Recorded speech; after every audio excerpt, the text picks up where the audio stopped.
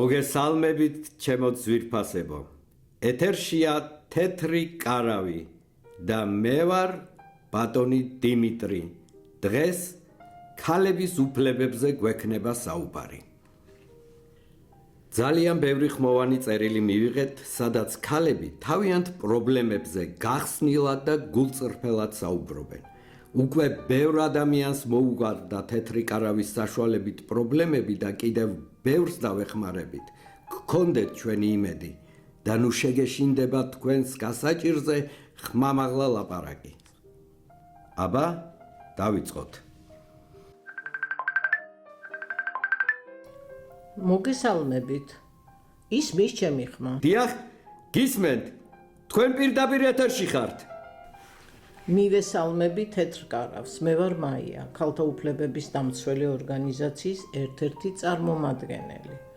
ალბათ გახსოვართ. ისე მოხდა, რომ პირველი გადაცემა შემთხვევით მოვისმინე და მას მერე თქვენი აქტიური მსმენელი ვარ. ის მძიმე ისტორიები, რომლის გამოც ჩავერთე თქვენს გადაცემებში, თითქმის ყველა მოგვარებულია. ან მოგვარების პროცესია, მაგრამ ახლა მინდა უთხრა ჩვენს შესანიშნავ ქალბატონებს, რომ ქალთა უფლებების დარღვევა არ ნიშნავს მარტო იმას, რომ ვიღაცა ფიზიკურად ძალადობს თქვენზე. თუ ვინმე იმაზე მეტ შრომას გაიძულებთ, ვიდრე ამის ძალა შეგწევთ, ესეც ძალადობაა და არავის არ აქვს იმის უფლება, რომ ადამიანი მონად აქციოს. ახლა მე მოგასმენინებთ ერთი ქალბატონის მონაყოლს, რომელიც ზემო აჭარაში ცხოვრობს და მისი ისტორია იქ მცხოვრები დანარჩენი ქალების ცხოვრებისგან დიდად არ გამოირჩევა და ზოგს ეს ნორმადაც კი მიაჩნია. დედა, მე რომ გავთხოვდი, ჩემ დედამთილ 100 სული საქონელი ყავდა. 100-200 ძრო ხაყავდა.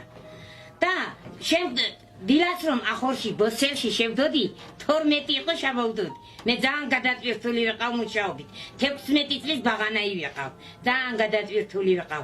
დილას რომ არ ამდგარიყავ, დილას რატომ არ დგებიო? რომ ამდგებოდი, ნახევარ საათში ვერ მოვდიოდი. გინდა რძალი იყავ, ამდგარიყავ დილაზე ბოსელში უნდა წასულიყავ, იმდენი საქონელი უნდა მოგეწველა. დაგეხვეთა და გესუფთავებია, შემოსულიყავ, ის ნაცვლელი დაგემუშავებია. შემდეგ ამისა საჭმელი უნდა დაგედგა, სისუფთავე, ყველაფერი. წყალიც სახში არ იყო მაშინ, ახლა რომ აბანოებია, ნოხებშია ჩაფლული ხალხი და კომფორტულად ცხოვრობს, ისე საიყო მაშინ. რძალს ვინ მიცემდა ფულს?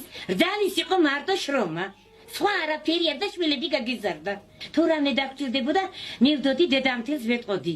დედა, ეს მინდა მეთქი, იყიდი და მომიტან.